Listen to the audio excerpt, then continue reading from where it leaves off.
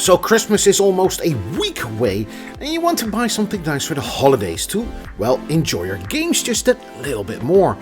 But since you've spent all your money on your wife, your kids, grandmother, grandpa, whoever, you don't have so much money to spend. So what do you get? Well, maybe I have just a solution for you, because now I have this one.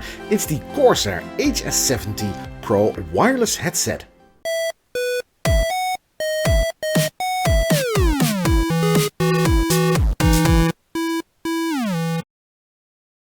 Okay, a wireless headset isn't something that's new. I mean, in my last video I wasn't that happy about the Audi's Mobius headset, which was also wireless. But this one is just a bit more different and the audio quality should improve a lot. So let's dive a bit deeper on the Corsair HS70 Wireless Pro. Wireless Pro. It's wireless and it's Pro.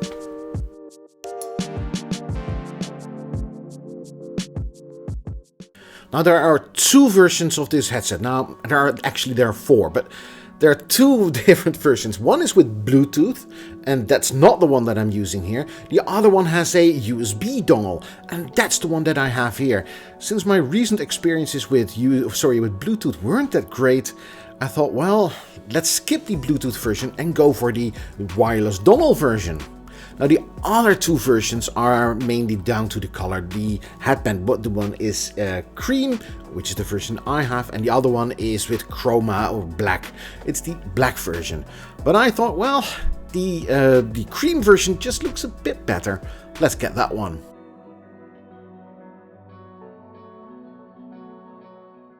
Now sadly this headset is still a bit expensive. It's a wireless headset, but it's one of the cheapest wireless headsets of a major brand that I could find. Now I got mine on Black Friday, so it was really cheap, but the regular price is about 119 euros. But if you look at some savings here and there, maybe you can get it for 99 or even less, like I did. Now this headset is Discord certified, which means that this headset has been sent to Discord. They have done some tests to check the audio quality, the microphone quality, and they do this with a mannequin head and a professional microphone and everything, just to measure the distortion of this headset. They also look at the build quality to see if it's, well, if you can drop it and it will still work. So Discord certified means that, well, you at least get some quality. Strangely, the Audi's Mobius is on there, and we all know how easy it is to break that one. Also, the HS70 itself isn't on the website. Maybe the website is a bit old and needs to be updated, but when you go into Discord itself, it will just say certified. So I think that the website is just a bit out of date. Sadly, the sound card, or, well, codec, it's hardly a sound card. Inside, well, I just couldn't figure out what was inside. I tried to find it on the internet. I saw some photos, but they were just too blurry, and I just couldn't find out which kind of brand codec is used. I did find a lot of videos where people tell you how to replace the battery inside or maximize the battery usage. I haven't done any of that. It's just, well, the day-to-day use. I want to have it as vanilla as possible. The sound card only goes to 16 bits and 48 kilohertz. The microphone is also 16 bits and 48 kHz, but it's just mono. The HS70 has two custom 50mm neodymium dynamic drivers. Now that sounds cool, but nearly every headset has something similar. The impedance is the standard 32 ohms at 1 kHz. With a sensitivity of 111 decibels, it's in the upper middle performance area when compared to others. 111 decibels is still very, very loud, and you shouldn't expose your ears to that kind of noise. The frequency response is 20 Hz to 20 kHz, which is a bit narrow in the higher frequencies. It's not that 20 kHz is bad, you cannot hear beyond that anyway, but I have found when a headset can go higher, there's more headroom for the higher frequencies. The charge cable is a USB Type A connector on one side and a micro USB B connector on the other side. The battery life is supposed to be 16 hours. The wireless range is supposed to be 12 meters, but may vary under circumstances. Inside the box you will find of course the headset itself, a microphone, the wireless dongle and some manuals. To use the headset you need to plug in the wireless dongle into an empty USB port on your PC. After charging the headset for the first time you can switch it on by using the on-off button on the right side of the headset. It will automatically connect to the dongle. A pleasant female's voice will say, "Powering on, mic on." There is a mic on, mic off button and that one is located on the left side of the headset. The nice woman will tell you the following: mic on or mic off. Mic on. When pressing the mic on off button for a longer period, the nice woman will tell you the following: Mic feedback on. In the IQ software provided, you can select if you want to use those voice prompts. Now the Corsair HS70 is really comfortable to wear. Normally I have this clamp force on my head where the cushions press too hard on your skull. That was not the case with this one. It wasn't too loose either. It was just perfect. Maybe I found the headset that's just made for my head. I do think that the leather cushioning thing, the fake leather, will get a bit sweaty and warm during the summer. Now I recorded this video in the winter, so it's very cold here. And so I think that that's not an issue then now, but it will get an issue then.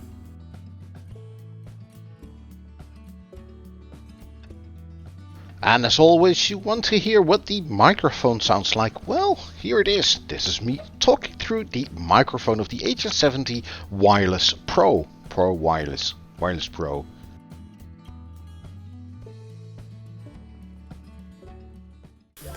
Now the driver interface is based on the Corsair IQ software, which is a huge download of 1.1 gigabytes, which includes all drivers necessary for, well, I think nearly all Corsair products that they have on sale at this moment.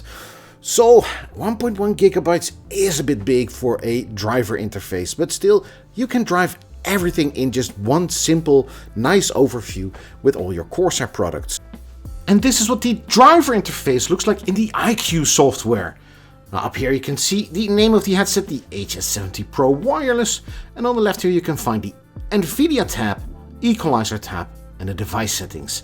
Now to use the NVIDIA broadcast software, which is also rather hefty in size, 2.01 gigabytes, you will need to have an RTX enabled graphics card. Now luckily I have an RTX enabled video card, but after installing I'm not really sure what it improves because I couldn't hear any difference, so I left it out of here. Up here you can also find the equalizer, where you have some interesting settings like the general microphone volume, the side tone, which is something I always use because otherwise you need to scream into your microphone. Auto audio repositioning, which is something like, well, let's just say YouTube just gives the impression that it has 8 audio channels, so surround sound, but in fact it's just stereo sound. Now with this auto audio repositioning, you can correct this. Down here you can change the audio from stereo to 7.1 surround. But as always, I just find that this surround sound is just a lot of echoes and reverb and not really surround sound. Up here you have the equalizer presets, and as usual I only use the Pure Direct. But if you want to use something else, well, here it is.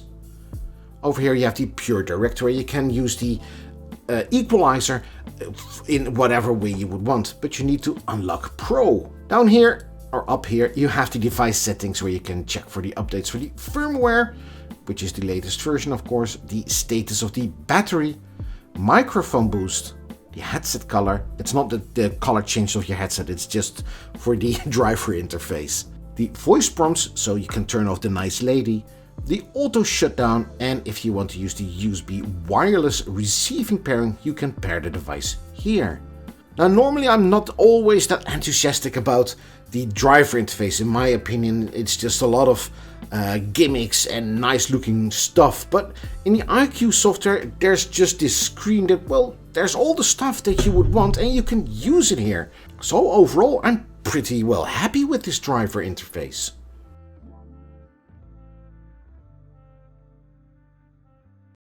So now for my listening sessions, what do I think about the HS70? Well, during the listening sessions, during gaming, it was a really nice experience. I mean, it's still a gaming headset, you could hear it. The highs and the middles were, well, not emphasized, it was more that their bass was a bit lacking, even though, well, you've seen it, the equalizer presets were set at pure direct. The reason behind this thinking is that the bass is only distraction, and with the middles and the highs more emphasized, you can hear footsteps of your enemies even better, so you can, well, pinpoint where the audio is coming from. That's the idea about it. In 7.1 surround sound mode, well, as always, it isn't the best option that I've ever heard. I mean, it's simulated 3D audio, and it just doesn't work. I mean, you could hear where the audio source was sort of coming from, like had steps from the left, but you couldn't identify them coming from the front of you or the back, or maybe even above or below.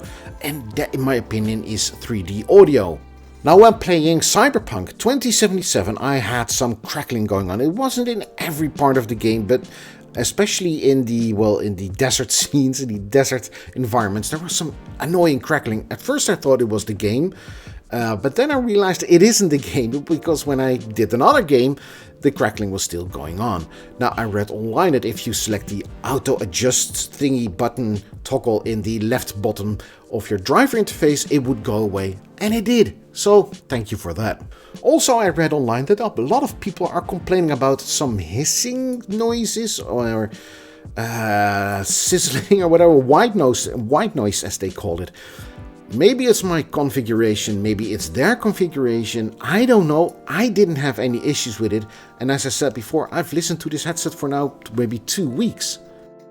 Music and videos, they are clearly not what this headset is made for. The bass is lacking, and it was as if, because the bass was lacking, as if, well, complete parts of the songs were missing.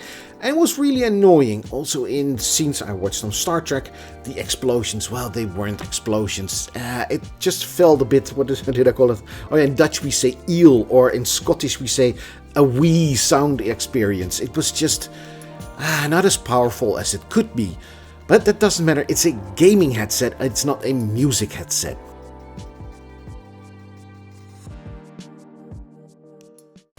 And now for my conclusion, what do I think about the Corsair HS70 Pro Wireless?